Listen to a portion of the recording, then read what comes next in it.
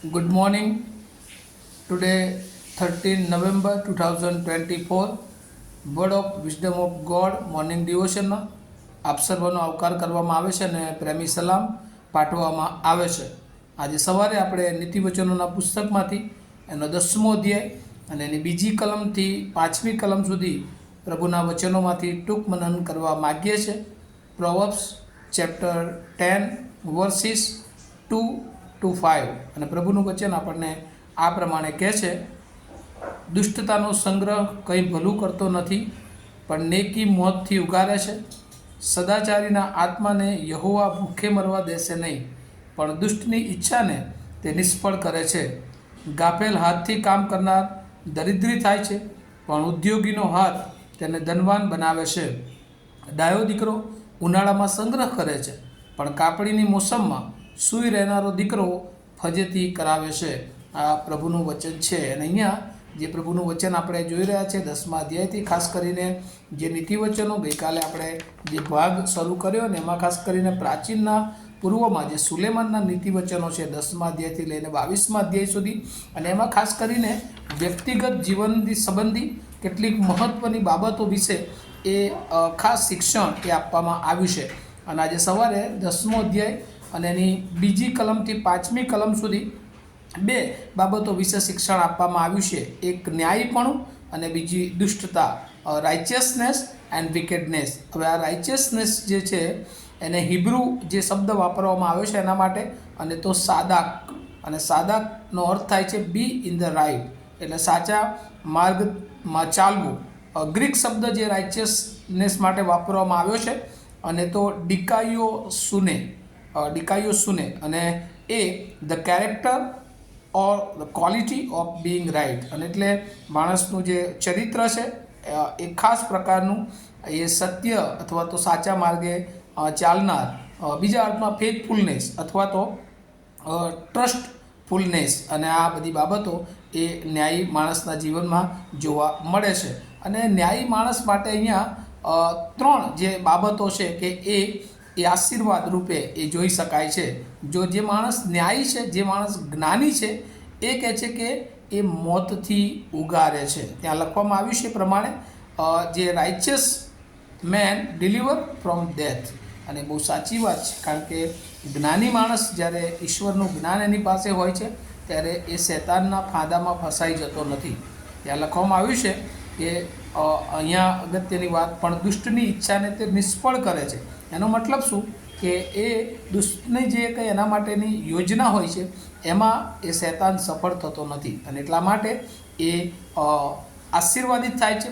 બીજા અર્થમાં એ પોતાનો જીવ એ બચાવે છે. અને એટલે જે જ્ઞાની માણસ છે, જેની પાસે ઈશ્વરનું જ્ઞાન છે, જેની પાસે ઈશ્વરની બીક છે, જેની પાસે વિશ્વાસુપણું છે, જેની પાસે ભરોસો છે, એ માણસ એ પોતાના જીવનને એ આત્મિક રીતે અને ફિઝિકલ રીતે પણ બચાવે છે. ત્યાર પછી લખવામાં આવ્યું છે કે જે ન્યાયી માણસ છે, જે આત્મિક માણસ છે, એના આત્માને યહોવા કદી ભૂખો રહેવા દેશે નહીં, અને કહેશે કે એ કદી એના જીવનમાં હંગરી એ બનશે નહીં. કેમ? કારણ કે પ્રભુ કહે છે કે મારું વચન એ આત્મિક ખોરાક છે, અને રોજે રોજ ઈશ્વર એના આત્મા દ્વારા એને ખોરાક પૂરો પાડે છે. અને ત્યાં લખ્યું છે કે એ જે જ્ઞાની માણસ છે એ હંમેશા એ ધનવાન બનશે, એ રીચ રહેશે, અને એ દરિદ્રી થશે નહીં. અને એટલે માટે કે કેમ દરિદ્રી ન થાય?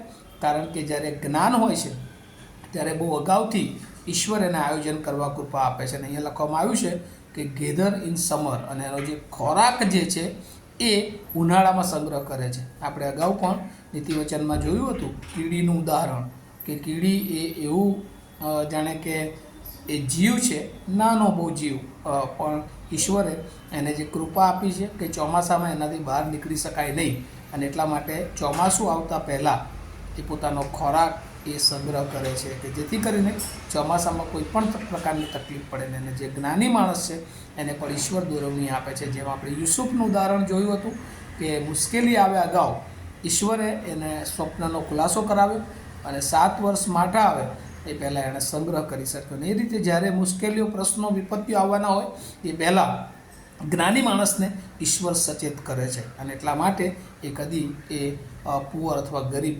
દરિદ્રી બની શકશે નહીં. પણ બીજી તરફ વિકેટનેસ જે દુષ્ટતાનો માર્ગ અપનાવે છે અને દુષ્ટતા માટે વિકેટ માટે જે હિબ્રુ શબ્દ વાપરવામાં આવ્યો છે બલિયાલ, અને આપણે જોઈએ છે કે બલિયાલ એ બહુ ફેમસ એ વર્ડ છે અને બલિયાલના કામ હંમેશા બેડ, એવિલ અને ડિસ્ટ્રક્શન જેવા નાશ કરવાના એ હોય છે.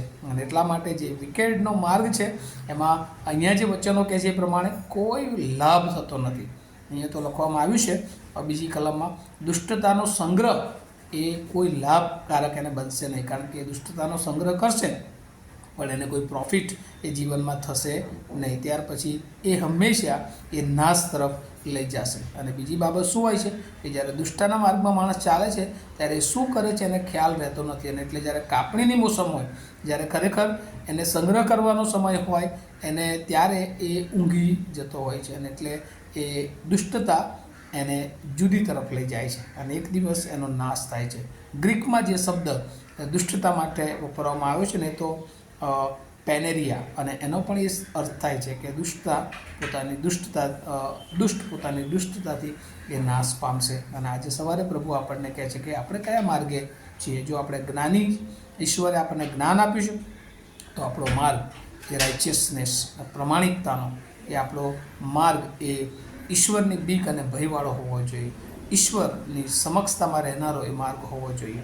અને જો દુષ્ટતાના માર્ગ પર આપણે ચાલીએ છીએ તો એકવાર આપણો નાશ એ નક્કી છે, આપણું મરણ આત્મિક રીતે પણ એ નક્કી છે. આજે આપણે નિર્ણય કરવાનો છે કે આપણે કયા માર્ગે ચાલવું છે. જો હજુ સુધી આપણે દુષ્ટતાના માર્ગો ચાલ્યા છે, ભૌતિક માર્ગોમાં ચાલ્યા છે, તો પ્રભુ આજે સવારે તમને મને એ કહેશે કે આપણે ન્યાયીઓના માર્ગમાં ચાલીએ, કે જેથી કરીને ઈશ્વર એ સમયે સમયે એની બધી જ આત્મિક દોરવણી, એની જરૂરિયાતો આપણી બધી પૂરી પાડનાર ઈશ્વર આપણી સાથે રહી શકે છે. આ વચનો સમજવાને પ્રભુ એની બહુ કૃપા, એનો આશીર્વાદ આપણને સર્વને આપે. પ્રાર્થના કરીએ. મારા જીવંત અને દયાળુ ઈશ્વર, આજે સવારે તમારો બહુ આભાર માનતા સ્તુતિ કરીએ છીએ.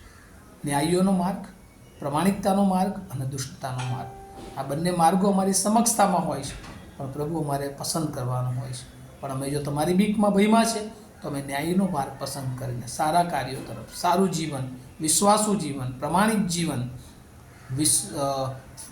ફેથફુલ જીવન અને લોકોને ઉપયોગી જીવન અમે જીવીએ, જેથી કરીને પ્રભુ અમે મરણમાંથી બચી શકીએ, જેથી અમે દરેક પ્રકારની અમારી પૃથ્વીની જરૂરિયાતોમાં પ્રભુ અમે તમારો સોર્સ, તમે પૂરું પાડનાર ઈશ્વર તરીકે અમે તમને જોઈ શકીએ. બીજો માર્ગ જે શૈતાનનો માર્ગ છે, દુષ્ટતાનો, જ્યારે એમાં અમે જઈએ છીએ શરૂઆત સારી લાગે છે પણ પ્રભુ અંત એ મોત તરફ દોરી જનાર છે. ત્યારે એ માર્ગોથી અમને સચેત કરવાને માટે તમે જે વચન આપ્યું, આભાર માનીએ છીએ. જેઓએ વચન સાંભળ્યું છે એ વચન ગ્રહણ કરવાને માટે પણ તમારી બહુ જ કૃપા આપો, એવી પ્રાર્થના ઈસુ પ્રભુના નામમાં સાંભળો, તેનો સ્વીકાર કરો. Amen. Have a nice day to all of you. Thank you.